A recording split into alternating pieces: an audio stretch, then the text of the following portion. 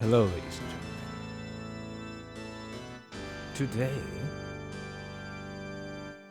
we have a different mood, a bit of a different feel. You know that I do like making things within grim fantasy. But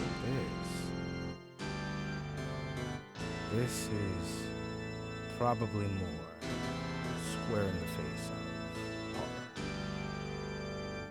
It should be fun. So come with me as we take a dip into the pool of sacrifice. Hey guys, you know who it is, it's Psycho Psy. I wanted to say what's up. Thank you guys for watching the video, giving you thanks right away. This build is more a speed build, and I kind of just wanted to put this together. I told you guys that I had wanted to do like, blood film or something like that, and this is what ended up happening.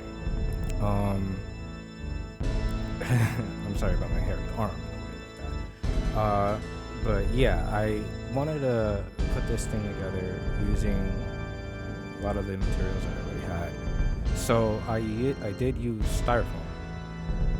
Normally, I'm trying to get away from using styrofoam in particular. I'll use like foam core and cardstock. But for this one, I went back to my old way of doing things, and I was hoping that it wouldn't be too chunky, only because it was a simple piece. You know what I mean? It's not something that's like too complex. Excuse me. There's no like precise measurements going on here. I'm literally just, making over all this pointy kind of angular sort of pentagonal shape. I did want it more pointy, so I ended up, extending it. But yeah, this is meant to be kind of a really simple build. So let's enjoy.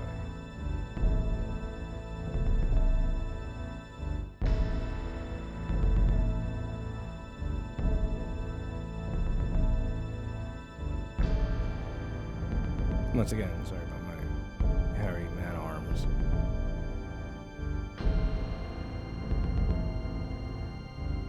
In the old legends of vampires, actually, they were said to be hairy. You actually get to see that in Bram Stoker's Dracula. If you watch the movie of Gary Oldman, when he turns his hands over, you see that his palms are extremely hairy. This is part of the old legend. So maybe I'm a vampire. Maybe that's why I'm so hairy. So here are some zombie minis that I had gotten from this like lot on Amazon, but I didn't like the way that they look and the size. It was all off for, it wasn't good for scale. But I figured, you know what? Kit bash time, right? So I start taking some bits off. I just clipped that poor dude's head off there, and I thought maybe it would be a good idea if we went and started, I thought it would be a good idea if we went and started, just putting parts all over where the pool would be.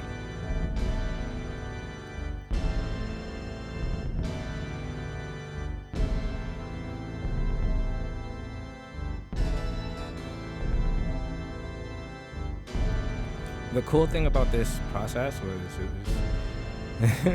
it wasn't like well thought out. I just kind of like slapped them on there, and then just with a little bit of hot glue on each piece, I just kind of stick them up on there. I like how that one hand like ended up kind of standing up. I didn't mean for it to even happen that way. It was just really cool. Now here, I went into a bag of foam bits that I've had left over and decided to make a back piece. And this was going to inform how I was going to lay out the walls. As you can see, I had, boom, boom. And then measuring out just a little, trying to figure it out. with a couple more foam bits. And got those, boom. And the last one, boom. And as you can see, it made it like a smaller hexagonal shape, but less of the point. And that was what I figured would be the pool portion. At this point, I'm just clipping the back to make it more, angular and look, and, more vampiric or whatever, if you will. Now we're gonna glue our little Halloween statue in there. That was an old Halloween decoration. So are those skulls. Those are old Halloween decorations that I got from the dollar store and decided to repurpose. In fact, I think those skulls were Dollar Tree items. But the statue though, I think the statue came from Marshall's though, because I did get some Halloween decorations a while ago from Marshall's, and I figured now would be a good time to use it, as I wanted to place it in this book. At this point, I decided that I wanted to draw out a larger platform for the rest of the build to sit on top of, so that it would have ample room for miniature placement.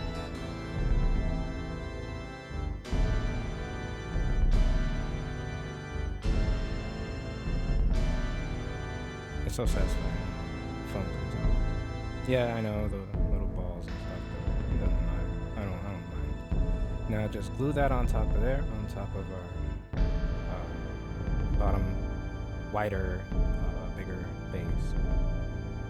And this also hit a mistake, because when I had to reposition the statue, the arm broke off. I had to re-glue it on, and I also had to reposition it. And when I repositioned it, it made a hole in the foam. So when I put this bottom portion, it filled in where that hole was. Here, I started the process with painting the entire bottom thread paint. And this is where I got a little weird. So I decided, I have done something similar to this before, but I, didn't know if it was going to make a convincing effect to build body for a liquidy substance, right?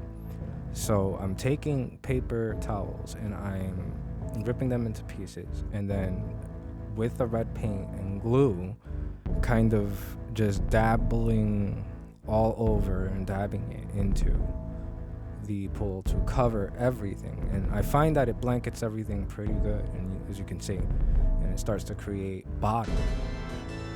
At this point, I then put a layer of glossy Mod Podge in order to start to create the shine. I will now spread it all over the interior of the pool. And then another layer of the tissue paper, continuing with this process with more Mod Podge and more red paint.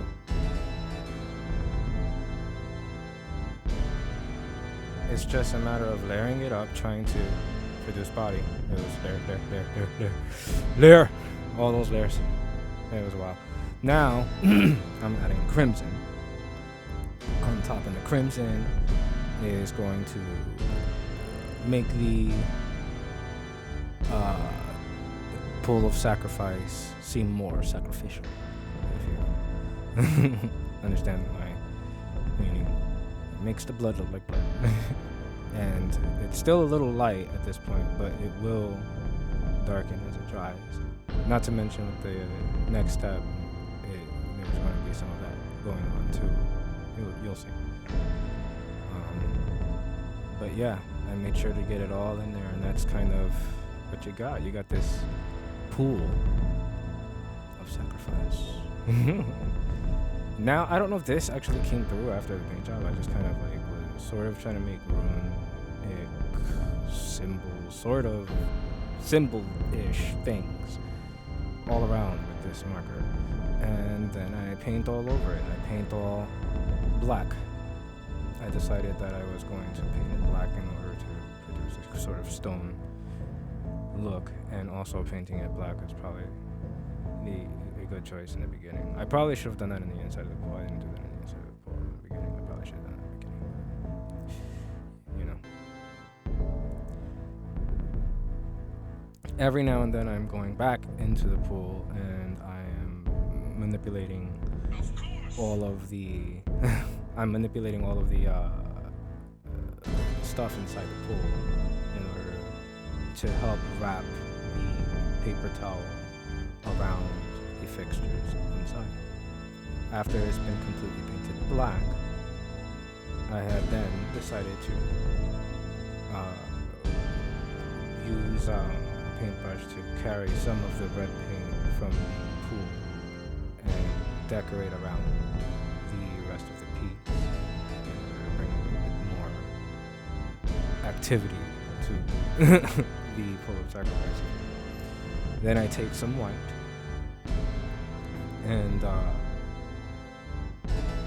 going for just a light overbrush with the white all around the piece in order to create a stone effect. And I quite like the way it came out. I think it looks quite ravishing.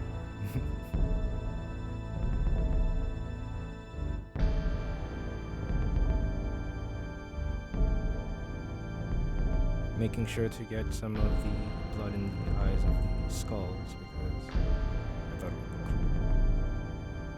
cool. And here's how it looked before it dried. Now there was the process of waiting for it to dry. Wasn't that interesting? What I find fascinating with this build, besides the fact that it very well tells a story, is also the techniques. Yes, I could have done resin. I thought to, but I didn't have access to it. And I do like making things within the confines of something that I think would be accessible to, audience. So I didn't think that I was going to be able to produce the effect that I wanted for the blood, but it turned out to actually work. So I'm very pleased with how this one came out, and please leave a like, subscribe, and maybe even comment. Let me know if you enjoyed this build. I had a lot of fun making this one. It was a speed build. Maybe I might approach this again with a more detailed build or something, or maybe work it into larger terrain, something like that. I don't know. I do have a few other pieces that I'm excited to show. Yeah, if you haven't seen or checked out some of the other 2 videos that I have, check those out. And thanks for watching.